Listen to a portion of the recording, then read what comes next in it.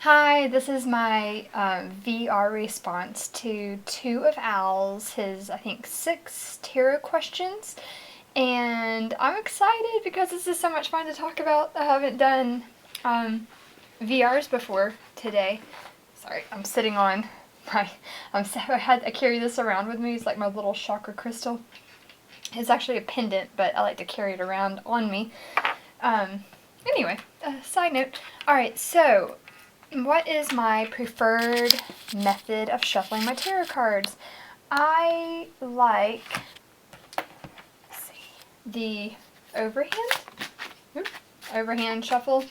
Obviously, well, not obviously, but I like to do the, you know, bridge shuffling, riffle shuffling, when possible. Like, that's my preferred.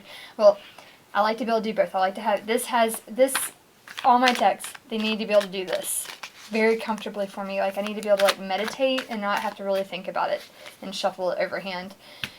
This, and then I like to do a couple riffle shuffles just to make it feel really shuffled. It makes me, like, I'm OCD about the shuffling.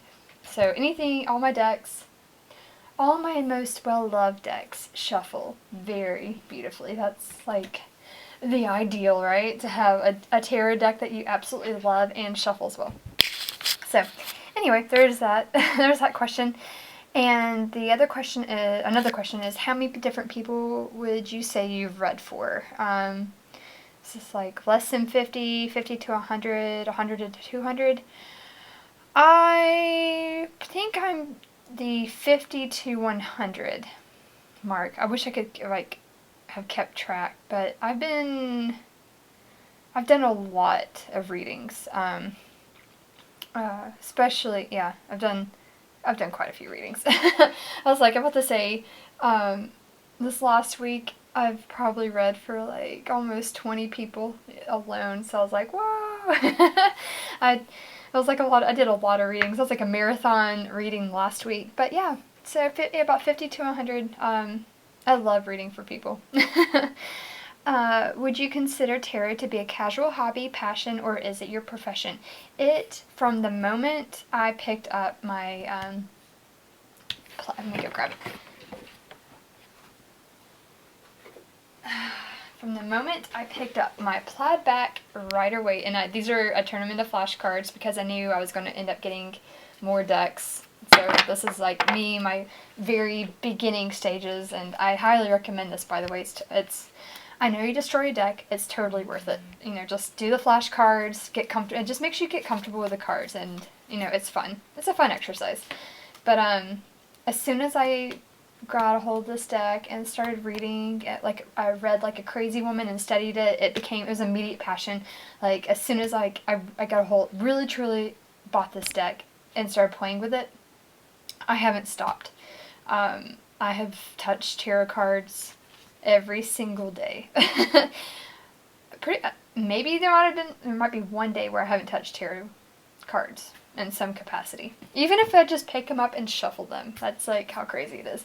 But yeah, it's definitely a passion, and I've started doing more readings for others, and I would love to make this. I have a business, like a very logical, analytical, normal business, very traditional business, but I would love to do this as well. I've always wanted to have two jobs.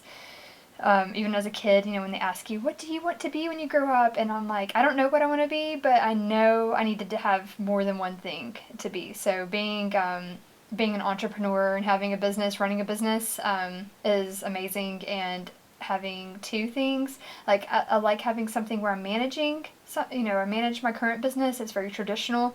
And then having tarot helps I've always wanted something that brought in my creativity, my intuition, that's like designed for intuition, right? You know, like, tarot reading is all about intuition, and just really helps get all that stuff in my head, like, focused and out of me in a way that's clear. So it's just nice. It's nice to sift through and find meaning and all that jazz. So yeah, it's a passion, profession, hoped soon to be profession. I would love, in some capacity, I could do this. I can do this every day. I love reading for myself. I love reading for my family, my friends, and I love reading for other people. Actually, I say reading for other people, it might be easier because especially like some family members, it can get kind of like, you know, not that you're like, I'm not like a doom and gloom person. I'm very solution oriented with my tarot readings for people when they have like a major crisis of some kind, but it's just kind of weird when it is your family members. You know, it's just like, you almost would rather have them go to like a third party tarot reader because, you know, it's like, oh, this is sticky. I'm like, you're too close to the situation. Basically, you need to be able to like take a step back. But anyway, if you were to make your own tarot oracle deck, what would it look like? So I was like, I would love a really good like Day of the Dead. I think there are some. I would love like a cool Day of the Dead oracle deck. I don't know if I don't necessarily want to be the one to make it, but I would love that. I was like, that's one thought I've had.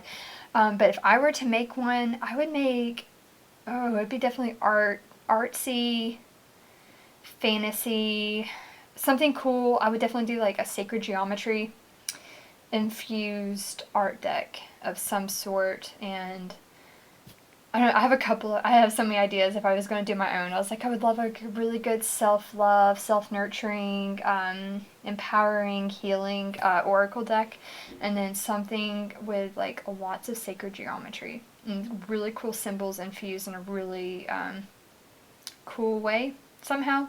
I don't know. I'm like not an artist. I mean, I love like Copic markers, but I'm not really like, I'm not like a professional artist in any sense. And I mean, I love taking the time to express that side of myself, but it's, you know, it's not, I'm just not like sit down and do it every day kind of person, but it would be fun. That would be so much fun to do, wouldn't it? So yeah, I haven't made any of those. I did do an Oracle challenge last month. I wasn't able to finish it because I ended up moving in the process. So I'm like, I don't have time to sit down and draw my cards. You know, like I have a toddler, I have a business, it's just too much to do. But I did make a couple of cards and I absolutely loved the whole process. I did like a week of making Oracle cards every day, and it was just like diving into that and like seeing what I could create. I'm like, wow, well, it's like, this is in me? This is, actually, let me show you. Have it right here. Yay! This was it's like OTMC Oracle Challenge. There's my spiral.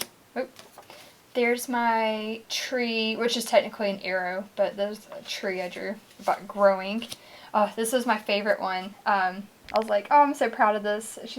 This one's sleep, and I love the idea of sleeping on a bed of clouds. Something about that. This is this is me awake on a cold day with coffee. That's my version of being awake, and Uggs. And here's my symbol of love. Growing together and letting yourselves heal. And these last two I'll just show you, but they're my self-portraits. Do they work? Does it work? This is like dominant hand, non-dominant hand. I'm like, oh, the self-portraits, I'm like, but that's as far as I got, but it was so much fun. Heck yeah, I love Oracle decks. But anyway, yeah, so I would love like a really sexy Oracle deck. I would create something like that too, like a relationship for dating, for like expressing your sensuality somehow. Maybe like that could be tied in with self-love, but just being self-empowered, a sensual, passionate person, like an oracle deck for that. That would be something like sexy and risque, all wrapped up into one. But anyway, and the last question, sorry, I'm like on a tangent. Choose one, Marseille, Waite-Smith, Thoth, or Lenormand. I am a Rider-Waite-Smith, and I don't plan on using Marseille or Thoth, or not even Lenormand at the moment. I really love the Rider-Waite-Smith.